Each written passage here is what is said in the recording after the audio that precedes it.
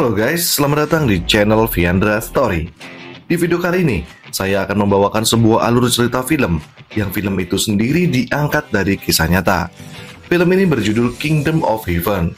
Film ini menceritakan tentang awal mula perseteruan antara umat Muslim dengan umat Kristiani. Karena film ini menyangkut tentang agama, saya mohon untuk teman-teman menikmati saja alur filmnya tanpa ada baku hantam di kolom komentar. Perancis tahun 1184. Di sini kita diperlihatkan kepada seorang tukang pandai besi dan pembuat pedang bernama Balian. Pada saat ini Balian sedang berduka atas kematian sang istri yang bunuh diri setelah mengalami keguguran. Dan itu tentunya menyebabkan Balian menjadi frustasi dan sangat menutup diri dari orang lain. Pada suatu hari, di saat ia sedang bekerja, tiba-tiba dia didatangi oleh sebuah rombongan pasukan tentara salib yang dipimpin oleh seorang ketua yang bernama Godfrey. Godfrey dan Balian tampak saling berbincang satu sama lain. Ternyata keduanya adalah anak dan bapak, di mana Godfrey pernah berhubungan badan dengan ibu Balian. Saat ini Godfrey merasa bersalah dan ingin menebus dosanya. Godfrey kemudian mengajak Balian untuk ikut bersamanya menuju kota Yerusalem. Namun di sini awalnya Balian menolak ajakan tersebut dan memilih untuk hidup di desa mendiang istrinya. Pada malam harinya, di saat Balian sedang bekerja, tiba-tiba dia pun didatangi oleh kakak tirinya yang langsung mengintimidasi dirinya, karena ternyata kakak tirinya tidak suka atas kehadiran Balian di desa tersebut. Awalnya Balian diam, namun di saat sang kakak tiri menyinggung tentang mendiang istrinya, Balian tidak bisa lagi mengontrol dirinya dan dia pun langsung menusuk dan membakar kakak tirinya secara hidup-hidup. Dikarenakan sudah terlanjur membunuh, akhirnya Balian pun memutuskan untuk menyusul rombongan Godfrey yang akan menuju Yerusalem. Singkat cerita, mereka pun sudah bertemu di perjalanan. Saat mereka sedang beristirahat, di sana Godfrey pun mulai melatih Balian tentang cara berpedang. Namun tiba-tiba mereka didatangi oleh beberapa pasukan yang sedang mencari Balian karena dia telah membunuh kakak tirinya yang ternyata juga seorang pendeta. Namun Godfrey dan para pasukannya menolak menyerahkan Balian kepada mereka, sehingga terjadilah pertarungan sengit di antara kedua belah pihak.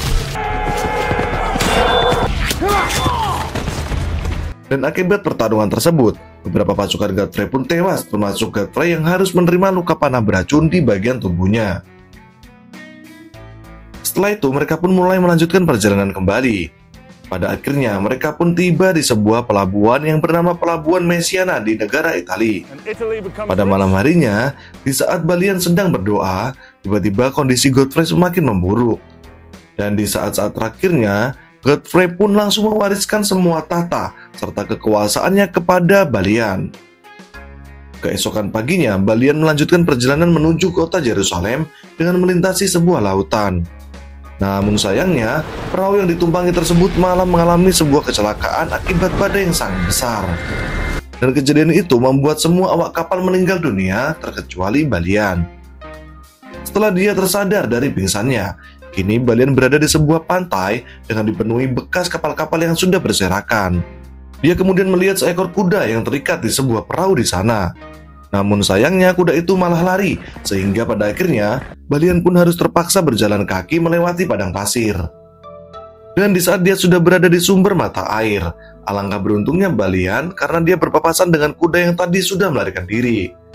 Namun tidak lama berselang datang kedua pasukan dari Arab yang mengaku-ngaku sebagai pemilik kuda tersebut dan meminta kepada Balian untuk mengembalikan kuda itu. Namun permintaan dari orang-orang Arab itu ditolak oleh Balian. Sampai pada akhirnya mereka pun saling bertarung satu sama lain untuk memperebutkan kuda itu. Hingga akhirnya pertarungan itu pun kemudian dimenangkan oleh Balian dengan membunuh salah satu di antara mereka berdua. Namun untuk orang yang satunya lagi, Balian memilih untuk mengampuni nyawanya, asalkan orang itu mau mengantarkannya ke kota Yerusalem. Singkat cerita, kini Balian tiba di kota Yerusalem, Palestina. Mengetahui Balian membawa pedang Godfrey, beberapa orang mengikutinya. Dan kini mereka tahu bahwa Balian adalah anak kandung dari Godfrey. Orang-orang di sana pun menghormati Balian dan langsung mempersilahkannya untuk beristirahat di tempat yang sangat mewah layaknya tamu raja. Kemudian asisten pribadinya Godfrey mengajak Balian untuk sekedar berkeliling kota Yerusalem. Namun di saat mereka ini sedang berkeliling kota tersebut, Dia melihat ada 2 orang tentara salib yang mendapatkan hukuman mati karena telah membunuh orang-orang Arab. Dan seperti yang kita ketahui, bahwa Raja Baldwin telah membuat kesepakatan perdamaian dengan Raja Saladin.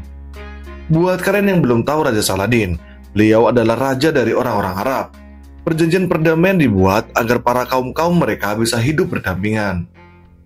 Dan untuk menjaga perdamaian itu, maka hukuman matilah yang pantas untuk orang yang melanggar perjanjian. Setelah mereka ini berkeliling kota Yerusalem, kini Balian pun diundang untuk makan bersama dengan anggota kerajaan. Di antaranya ada pasangan suami istri yang bernama Sibilia dan juga Guy. Namun di sini terlihat sikap arogan dari si Guy yang selalu merendahkan Balian. Bahkan dia sampai-sampai menolak untuk makan satu meja dengan Balian. Tidak lama kemudian, Raja Baldwin memanggil Balian untuk menghadap dirinya. Setelah bertemu dengan sang raja, ternyata Raja Baldwin ini mengalami sebuah penyakit langka, yaitu penyakit kusta. Sehingga dia pun harus menutupi seluruh tubuhnya dan mukanya menggunakan sebuah topeng akibat luka tersebut. Dan buat kalian yang belum tahu Raja Baldwin, ia adalah seorang raja pasukan-pasukan Kristian. Setelah itu, sang raja pun menugaskan kepada Balian untuk melindungi dan merawat kampung halaman ayahnya yang berada di kota Ibelin. Singkat cerita, Balian pun pergi menuju kota Ibelin dan melaksanakan perintah sang raja. Dan sesampainya di kota Ibelin, Balian diberikan sebanyak 100 hektar tanah dan beberapa hewan peliharaan. Namun ternyata kota tersebut terlihat sangatlah kekeringan, sehingga mereka pun sangat kesusahan untuk bercocok tanam. Dengan kecerdasan Balian, ia pun memerintahkan rakyatnya dan juga para pekerja untuk segera menggali sebuah sumur agar mendapatkan sumber mata air. Dan akhirnya setelah cukup lama menggali, usaha mereka pun mendapatkan hasil dengan munculnya sumber mata air dari sumur. Kini mereka pun mulai mengalirkan air tersebut menuju ladang pertanian. Tidak lama kemudian, Sibilia serta rombongannya pun tiba di tempat kediaman Balian. Ia juga akan menginap beberapa hari di sana. Namun ternyata, Sibilia ini mempunyai rasa kepada Balian. Sehingga pada akhirnya, setelah mereka berdua sudah menjalani hubungan yang cukup lama, mereka pun sempat berhubungan badan. Singkat cerita, seiring berjalannya waktu, kota Belin yang tadinya kering kini sudah berubah menjadi kota yang sangat subur.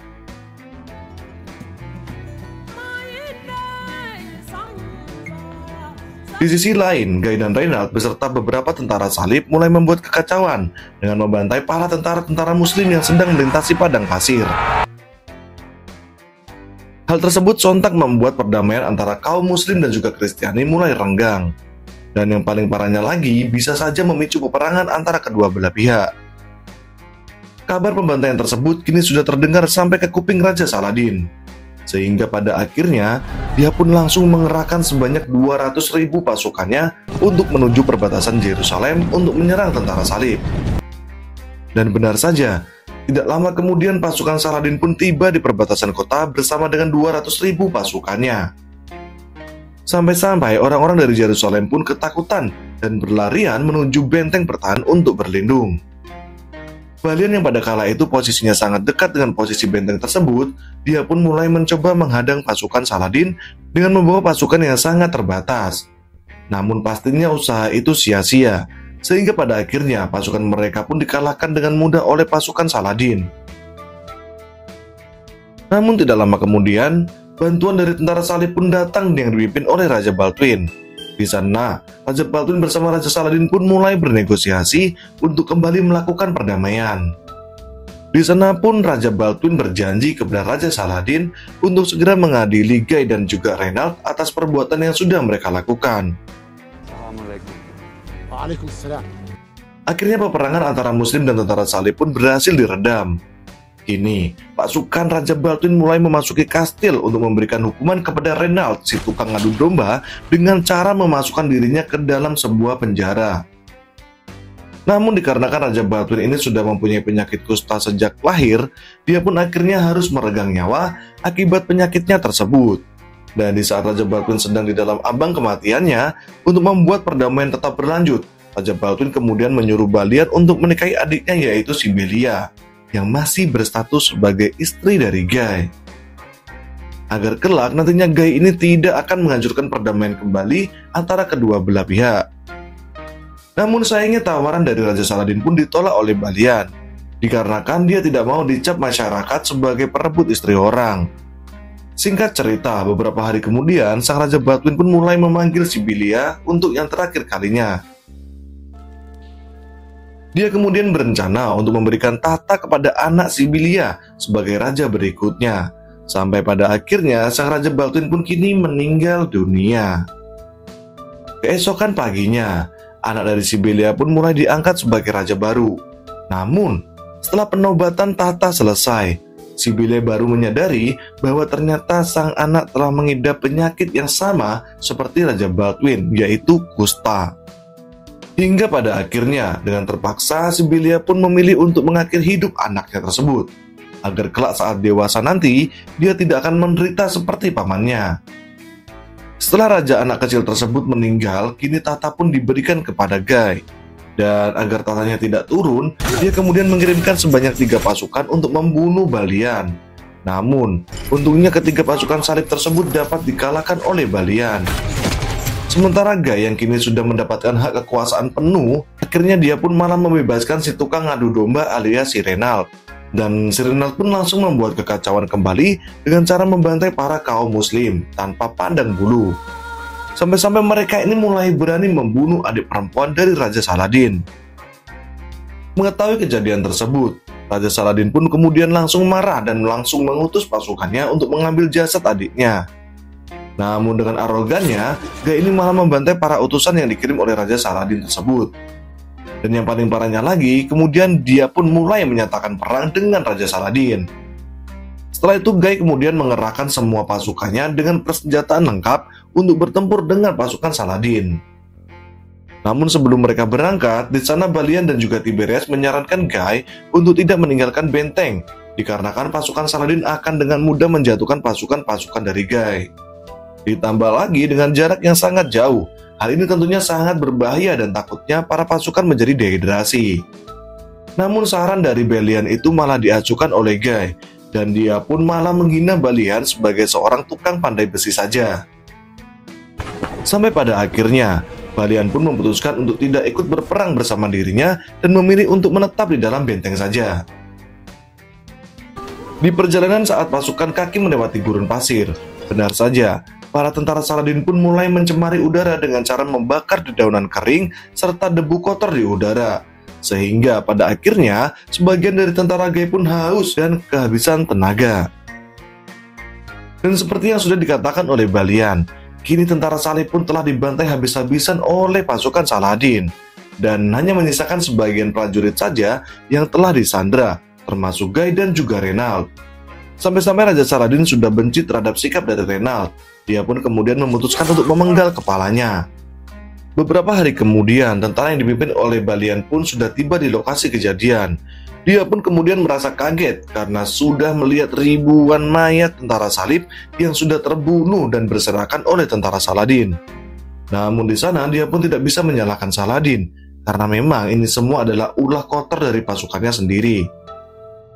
Lalu kemudian Balian pun memutuskan untuk kembali ke Yerusalem dan mulai menyusun strategi baru untuk menghadapi pasukan Saladin.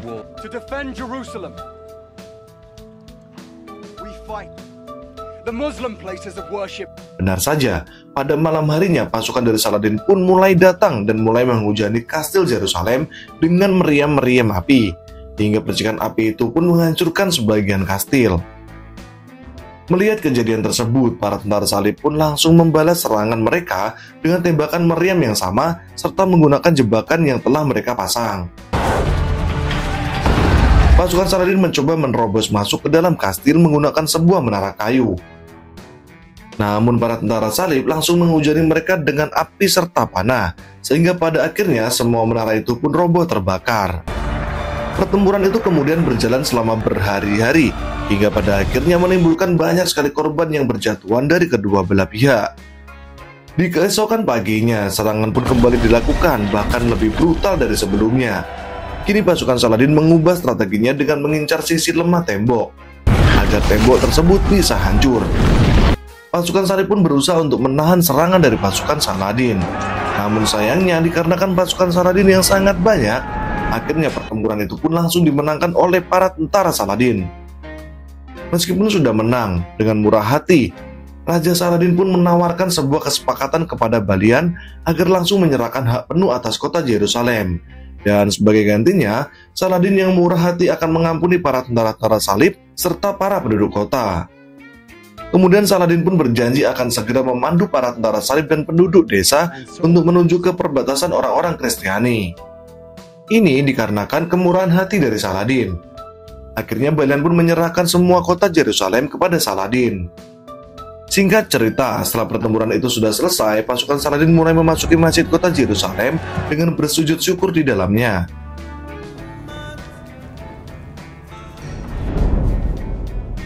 Sementara itu, untuk Balian dan juga Sibilia serta orang-orang Kristen yang masih selamat, mereka pun memutuskan untuk pergi menuju kota mendiang istri Balian untuk tinggal di sana dengan hidup damai tanpa peperangan. Di akhir film ini kita diperlihatkan dengan datangnya tentara salib dari negara Inggris yang akan merekrut Balian untuk menyerang kembali tentara Muslim. Namun di sana Balian pun menolak dan memutuskan untuk menjadi seorang tukang pandai besi saja. Dan akhirnya film pun selesai.